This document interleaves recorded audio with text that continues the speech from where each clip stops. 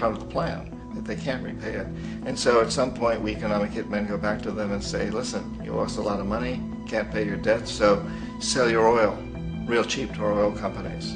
Allow us to build a military base in your country, or send troops in support of ours to someplace in the world like Iraq, or vote with us on the next UN vote.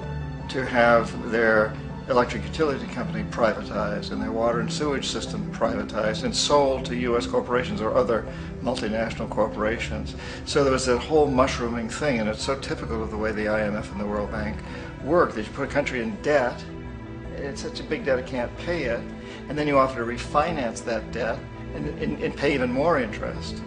And you demand this quid pro quo, which you call a conditionality or good governance, which means basically that they've got to sell off their resources, including many of their social services, their utility companies, their school systems sometimes, their penal systems, their insurance systems, to foreign corporations. So it's a double, triple, quadruple whammy. The precedent for economic hitmen really began back in the early 50s when democratically elected Mossadegh, who was elected in Iran. He was considered to be the hope for democracy in the Middle East and around the world. He was Time Magazine's Man of the Year. But one of the things that he'd run on and began to implement was the idea that foreign oil companies needed to pay the Iranian people a lot more for the oil that they were taking out of Iran. The Iranian people should benefit from their own oil. Strange policy. We didn't like that, of course. But we were afraid to do what we normally were doing, which was to send in the military. Instead, we sent in one CIA agent, Kermit Roosevelt, Teddy Roosevelt's relative. And Kermit went in with a few $1 million and was very, very effective and efficient. And in a short amount of time, he managed to get Mossadegh overthrown and brought in the Shah of Iran to replace him, who always was favorable to oil. And it was extremely effective. Mobs overflow Tehran. Army officers shout that Mossadegh has surrendered and his regime as virtual dictator of Iran is ended. Pictures of the Shah are paraded through the streets as sentiment reverses. The Shah is welcomed home. So back here in the United States, in Washington, people looked around and said, wow, that was easy and cheap. So this established a whole new way of manipulating countries, of creating empire. The only problem with Roosevelt was that he was a card-carrying CIA agent, and had he been caught, the ramifications could have been pretty serious. So very quickly at that point, the decision was made to use private consultants to channel the money through the World Bank or the IMF or one of the other such agencies, to bring in people like me who worked for private companies, so that if we got caught, there would be no governmental ramifications.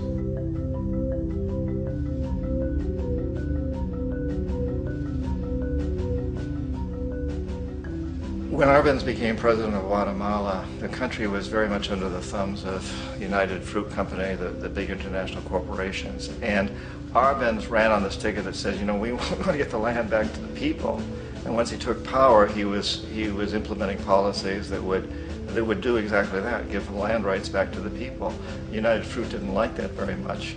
And so they hired a public relations firm, launched a huge campaign in the United States to convince the United States people, the citizens of the United States, and the press of the United States, and the Congress of the United States, that Arbenz was a Soviet puppet, and that if we allowed him to stay in power, the Soviets would have a foothold in this hemisphere. And that at that point in time was a huge fear on everybody's mind, the Red Terror, the Communist terror. And so, to make a long story short, out of this public relations campaign came a commitment on the part of the CIA and the military to take this man out. And in fact, we did. We sent in planes, we sent in soldiers, we sent in jackals, we sent everything in to take him out, and did take him out. And as soon as he was removed from office, the new guy that took over after him basically reinstated everything to the big international corporations, including United Fruit.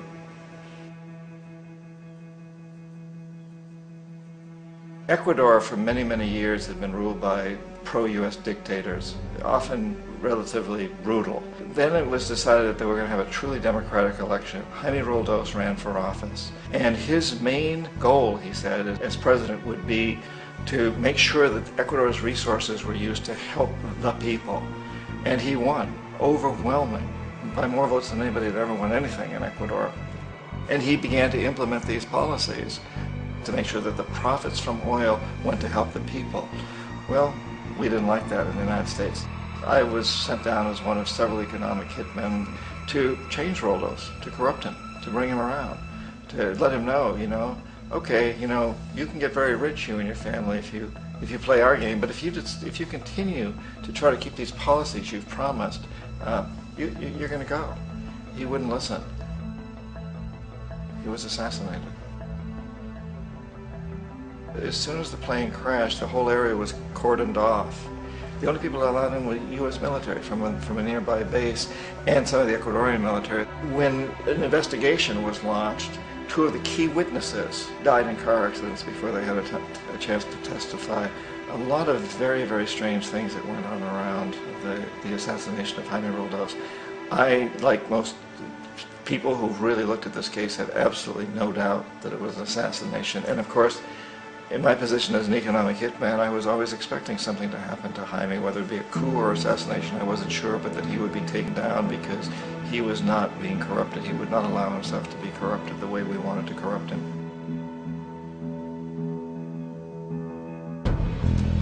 Omar Torrijos, president of Panama, was, one of my favorite people. I really, really liked him. He was very charismatic. He was a guy who really wanted to help his country. And when I tried to bribe him or corrupt him, he said, look, John, he called me Juanito. He said, look, Juanito, I don't need the money. What I really need is for my country to be treated fairly. I need for the United States to repay the debts that you owe my people for all the destruction you've done here. I need to be in a position where I can help other Latin American countries win their independence and be free of this terrible presence from the north that you people are exploiting us so badly. I need to have the Panama Canal back in the hands of the Panamanian people. That's what I want. And so, leave me alone. Don't try to bribe me. It was 1981, and in May, Jaime Roldos was assassinated. And Omar was very aware of this. Torrijos got his family together and he said, I'm probably next, but it's okay because I've done what I came here to do.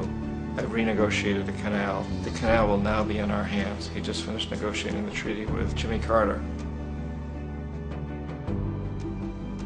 In June of that same year, just a couple of months later, he also went down in an airplane crash, which there's no question was executed by CIA-sponsored jackals.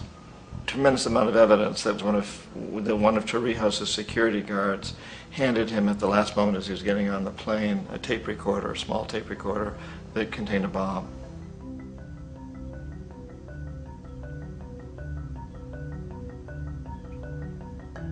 It is interesting to me how this system has continued pretty much the same way for years and years and years, except the economic hitmen have got better and better and better.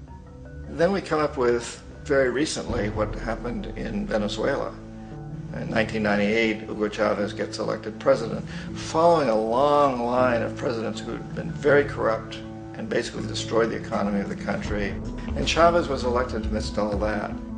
Chavez stood up to the United States, and he's done it primarily demanding that Venezuelan oil be used to help the Venezuelan people. Well, we didn't like that in the United States. So in 2002, a coup was staged, which there's no question in my mind, and most other people's minds, that the CIA was behind that coup.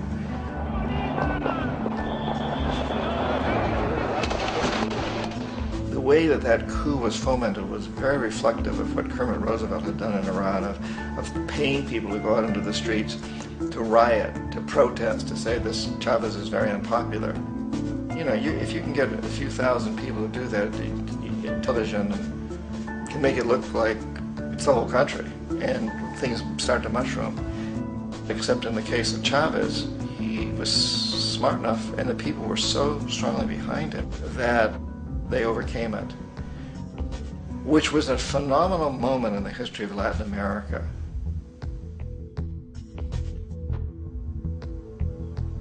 Iraq actually is a perfect example of the way the whole system works. So we economic hitmen are the first line of defense. We go in and we try to corrupt governments. and get them to accept these huge loans, which we then use as leverage to basically own them.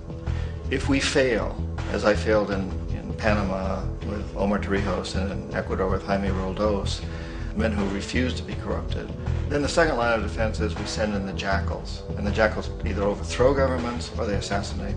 And once that happens and a new government comes in, boy, it's going to toe the line because the new president knows what will happen if he doesn't.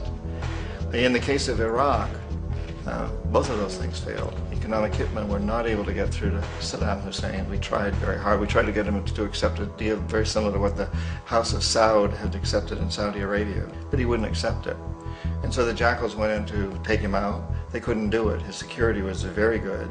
After all, he had one time worked for the CIA. He'd been hired to assassinate a former president of Iraq and failed, but he knew the system. So in 91, we send in the troops and we take out the Iraqi military. So we assume at that point that Saddam Hussein is going to come around. We could have taken him out, of course, at that time, but we didn't want to. He's the kind of strong man we like. He controls his people. We thought he could control the Kurds and keep the Iranians in their border and keep pumping oil for us. And then once we took out his military, now he's going to come around. So the economic hitmen go back in the 90s without success. If they'd had success, he'd still be running the country. We'd be selling him all the fighter jets he wants and everything else he wants. But they couldn't. They didn't have success. The jackals couldn't take him out again. So we sent the military in once again, and this time we did the complete job and took him out, and in the process created for ourselves some very, very lucrative construction deals. We had to reconstruct a country that we'd essentially destroyed, which is a pretty good deal if you own construction companies, big ones. So, Iraq shows the three stages. The economic hitmen failed there, the jackals failed there, and as a final measure, the military goes in.